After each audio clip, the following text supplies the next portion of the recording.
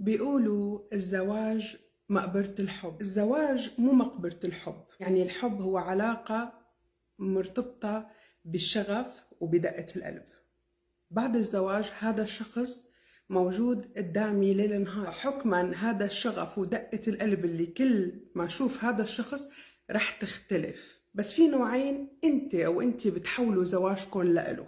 ممكن الحب بعد الزواج ياخد منحى الاعتياد والتكرار والعادة والحياة بدها تستمر، وكرمال الأولاد وكرمال قيمتنا كرمال المجتمع كرمال كذا. هون بيطرق على الزواج الروتين، بيوصل أوقات حد الملل، أوقات ممكن يحدث بحالات أنه يتم الانفصال، أوقات بيكمل بطريقة قاتلة مميتة للطرفين. في نوع آخر، حل آخر أعطانا يا الرب يسوع المسيح بذاته للزوجين. قال لا يعودان اثنين بل يصيران جسدا واحدا. هذا الزواج بالمسيحية فقط، يصيران جسدا واحدا. بالأديان الأخرى، بالقوميات الأخرى، بالأعراف الأخرى، ما في شيء اسمه إنه هالاثنين المختلفين. بس لكم هالفستان يمكن لتفهموا الصورة أكثر. مختلفين تماما، ما بيشبهوا بعض، تربايتين مختلفين، عقليتين، سلوكين، شغلات محببة عند أحدهما مكروهة عند الآخر. كيف بدهم يصيروا جسد واحد؟ نحن كل حدا فينا عامل نوعا ما بهالحياة مثل القنفذ، فهو من جوا قلبه أبيض مع حاله وعنده احتياجاته مع حاله، ولكن تجاه الأمور اللي بيتعرض لها من برا هو محضر أشواك. فهالشريك اللي دخل على حياتك أو على حياتك، إذا بده يبقى شخص آخر رح ينوله من أشواكنا. بالمسيح لما قال يصيران جسدا واحدا، وصولا أنه يترك الرجل أباه وأمه ويلتصق امرأته ويكونان جسدا واحدا. شو بيعني هذا الحكي؟ بيعني أنه على اختلافنا صرنا هيكل واحد وجسد واحد. فصار هالقلب الأبيض الواحد والمتطلبات اللي بدي إياها للأنا تبعي هو صار جزء من هالأنا. فصرت دور على متطلباتي ومتطلباته، اللي بيرضيني واللي بيرضيه، اللي بيسر علاقتنا بيقرب مننا، اللي ممكن انه هو يدمر علاقتنا بيطلع الشوك، ولكن هو لانه جزء مني ما بقى ينوله من الشوك اللي محضر للآخر اللي بيأذيني، ولا بقى ينوبني الشوك اللي هو محضره للي بيأذي. في أزواج كتير بتقلك ما بيشبهني. طب ما ربنا يعني بإرادة منه حط ناس ما بتشبه بعضها ولكن بتكمل بعضها. قديش مدمرة العلاقة لو اتنين ضايجين بالحياة عندهم أقدام كتير، انتحاريين، هجوميين، ما عندهم حد للطموحات، ممكن يكونوا مدمرين. إذا ما في حدا الرايق المتزن وحدا الطموح المتقدم، يمكن كان المركب ما يمشي. فالاختلاف اللي نحن منشوفه بالآخر بهالزوج أو الزوجة أوقات كتير بيكون ربنا سمح فيه، لأنه اختلافه عنك بكملك، بكمل الناقص منك، بكمل اللي أنت أو أنت بتحتاجه بحياتك. بغير أديان مرضت، خلص روح طلقها كبها وجيب غيرها، شو ذنبك؟ ما بتجيب اولاد، ما بيجيب اولاد، اتركيه، انت بدك تعيشي حياتك، شو ذنبك؟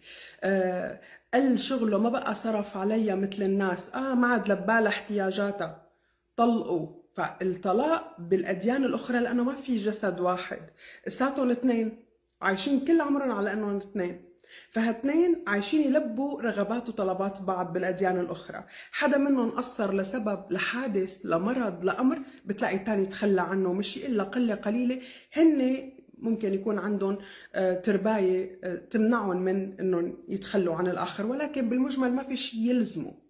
بالمسيح لا، بالمسيح قال لي تصيران جسدا واحدا.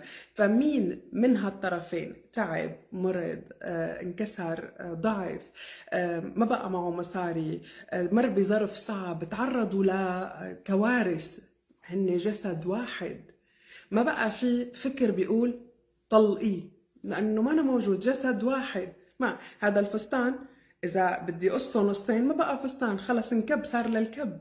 على اختلافه صار سوا، صار قطعة واحدة وشكل كيان واحد حلو كتير.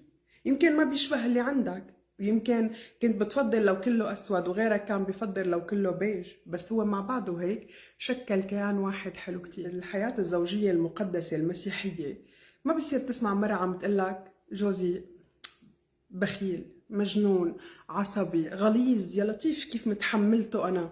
حدا بيشكي على عضو من جسده؟ طبعا أنا ما عم بحكي على أنه الواحد يداري العيوب الكارثية اللي متعلقة بالزنا، بسفاح القربة، بأمور بتغيظ الرب الإله، لا، هناك صار وضع آخر وكلام آخر بالزواج، لأنه أساسا ما عده مقدس.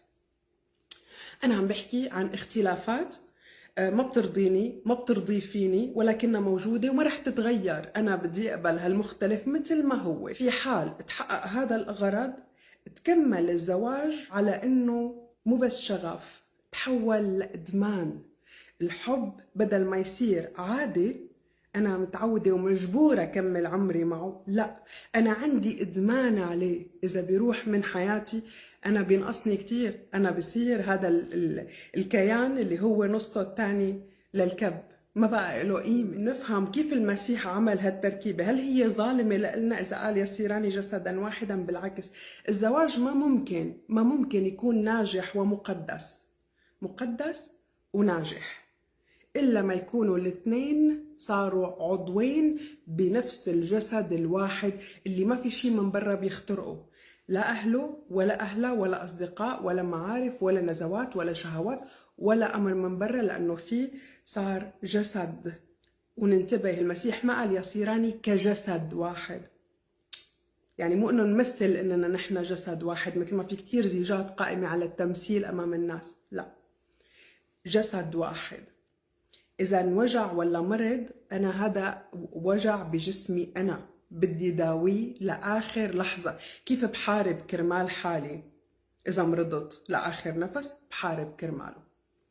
فقر، ما بقى معه مصاري، أنا اللي ما بقى معي مصاري، ما فيني أحترم امرأة أو رجل بيحكي على مرته أو بتحكي على زوجها بالعاطل، لأنه أنتوا كجسد واحد أما بتطلعوا سوا أو رح تنزلوا سوا، أو بتكونوا محترمين بنظر الناس سوا أو بتكونوا محتقرين سوا، أو بيكون حواليكم في عالم بيحبوكم سوا أو بتكونوا مكروهين من الناس سوا.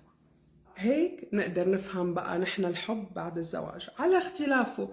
بحب كتير كل عيد يجيب ورد، وأنا ما بطيق الورد، ما بشوف له قيمة.